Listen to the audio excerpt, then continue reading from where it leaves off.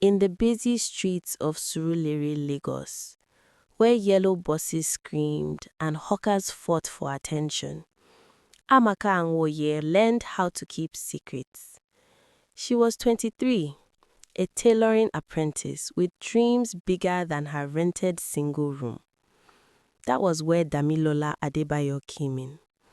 Smooth talking, well-dressed, and always smelling of expensive cologne.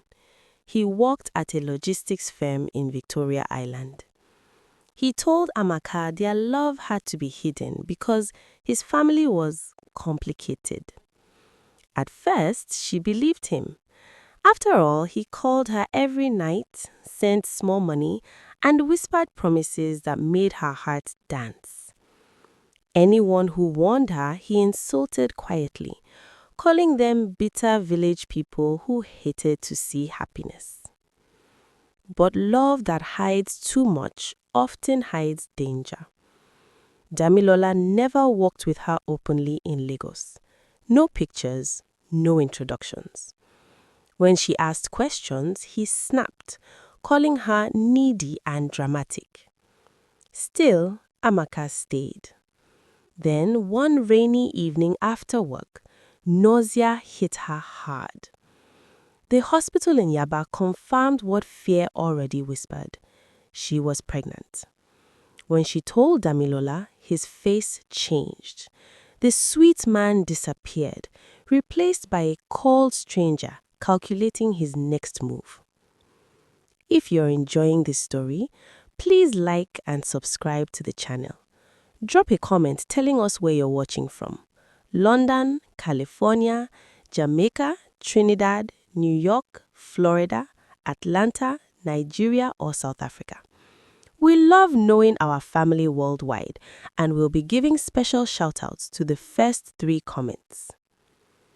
Damilola promised to handle it, but Amaka felt something was wrong. Deep down, she didn't know that the man who dated her in secret was already planning how to send her far away like unwanted luggage. And this was only the beginning. Damilola's attitude changed completely after that day. His calls reduced, his messages became dry, and when Amaka finally forced a meeting at a quiet bar in Ikeja, the truth began to peel like rotten paint. He sat across from her, tapping his phone, not even looking ashamed. Instead of concern, insults poured from his mouth. He called her careless, accused her of trapping him, and said she should have known better than to open her legs without thinking. Amaka's hands shook as she listened. This was the same man who once begged her to trust him. Now he spoke like she was a mistake he wanted erased. Then came the plan. Damilola said it calmly, as if he was discussing traffic. He wanted to send her to Abeokuta, claiming his uncle had a small clinic there. According to him, she would stay hidden until she delivered, and afterward they would decide what to do. Amaka felt her chest tighten. She realized he wasn't talking about protection, he was talking about exile. When she asked about marriage or responsibility, he laughed bitterly and said she was dreaming above her level. He reminded her she was just a poor tailor, not the kind of woman his family in Ikoyi would ever accept. What Amaka didn't know was the real twist. That same week, a neighbor in Surulere sent her a photo. Damilola was engaged. The picture showed him smiling beside a heavily weighed-up woman in Lekki, tagged as his fiancée. Amaka's world shattered. The secret dating was not because of family issues. It was because he was already taken. The pregnancy wasn't a problem to solve, it was a problem to hide. That night, Amaka cried until morning. But by sunrise, something inside her hardened. She decided she would not be sent away like shame. Damilola had underestimated her, and soon he would learn the cost of that arrogance. Amaka stopped begging. That alone confused Damilola. When a man expects tears and gets silence, fear begins to whisper in his ears. She avoided his calls for 2 days, then finally agreed to meet him near Ojota, under the bridge where buses roared in non-stop. This time, she was calm. Damilola tried to act in control, repeating his plan about Abeokuta, adding insults to intimidate her. He called her stubborn, ungrateful, and foolish for thinking she could ruin his future. But Amaka had already spoken to someone else, Mrs. Kudirat, the landlady who everyone thought was just a noisy gossip. What they didn't know was that Mrs. Kudirat's cousin worked in the same logistics company as Damilola. Another twist followed quickly. Amaka learned that Damilola's engagement was not just a simple love story. His fiancée, Funke Balogun, was the daughter of a powerful importer in Apapa. The wedding was a business move. If scandal touched his name, he would lose his job and his in-laws' support. That knowledge became Amaka's shield. When she told him she knew about Funke and the engagement list already printed, his face turned pale. For the first time, the arrogant man was quiet. Still, Damilola tried one last dirty trick. He secretly transferred small money into her account and sent messages implying she had accepted settlement. His plan was simple. If things exploded, he would claim she was lying for more cash. Amaka saw through it. She printed screenshots, saved voice notes, and even visited a legal aid office in Yaba, where a young lawyer advised her on her rights. She realized she was not powerless, just ignored. By the end of the week, rumors started moving faster than BRT buses. Whispers reached Apapa. Damilola sensed it. He begged Amaka to meet again, this time his voice shaking. The hunter had become the hunted, and the secret he buried was clawing its way to daylight. The meeting happened in Maryland, Lagos, inside a small cafe where the air smelled of cheap coffee and tension.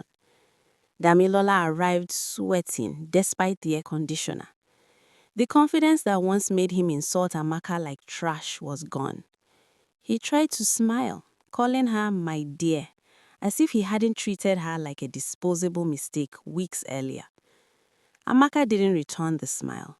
She watched him struggle to speak, enjoying the silence he once used to punish her. When he finally talked, it was nonsense, excuses about pressure, family expectations, and how men sometimes make mistakes. She reminded him that mistakes don't insult pregnant women or plan to dump them in another town like broken furniture. Then the real twist dropped. Funke's family had already heard whispers. Her uncle from Apapa confronted Damilola's office and an internal investigation had started. His job in Victoria Island was now shaking. Damilola panicked and offered marriage quietly, not out of love but fear. He even insulted Amaka again without realizing it, saying she should be grateful he was man enough to consider her at all. That was when Amaka stood up. She told him clearly that she was no longer interested in secret love, hidden marriage, or dirty apologies. She said if he tried to force her to disappear, she would tell the full truth with evidence. Angry and desperate, Damilola switched tactics. He threatened her, calling her a foolish village girl who would regret challenging him. Amaka laughed for the first time in weeks. She told him threats don't scare a woman who has already survived shame. What he didn't know was that Funke herself had reached out to Amaka that morning. The fiancé wanted the truth, and Amaka was ready to speak. As Amaka walked out of the cafe, Lagos traffic roared around her. For the first time since the pregnancy test, she felt strong. The secret was no longer hers alone, and in Chapter 5, the truth would explode. The truth finally came out in Lekki Phase 1, inside Funke's family house, where silence carried more weight than shouting. Amaka sat across from Funke Balogun, her hands resting on her stomach, her voice steady. She told everything: the secret dating in Surulere, the pregnancy, the insults, and the plan to send her away to Abeokuta like a hidden sin. Funke listened without interrupting, her face slowly hardening. When Amaka played the voice notes and showed the messages, there was no more doubt. Damilola was called in. Faced with evidence and elders, his mouth failed him. The same man who once insulted Amaka couldn't lift his eyes. The consequences were heavy. Funke called off the engagement publicly. Damilola lost both his relationship and his job in Victoria Island within days. His name became a warning whispered among families in Apapa and Ikoyi. As for Amaka, life didn't suddenly become easy, but it became honest. With support from a women's group in Yaba and legal help, she focused on her tailoring, determined to raise her child with dignity. She refused hush money and refused shame. Lagos watched quietly as a woman they thought weak stood firm. Before we end this story, please like and subscribe if this touched you. Drop a comment telling us where you're watching from: London, California, Jamaica, Trinidad, New York, Florida, Atlanta, Nigeria, or South Africa. We truly appreciate you, and we'll be giving warm shout-outs to the first 3 comments we see. Moral lesson: secret relationships often hide selfish intentions. Any love that demands silence at the cost of your dignity is not love. Speak up early, protect yourself, and remember, no one has the right to erase you to save their image.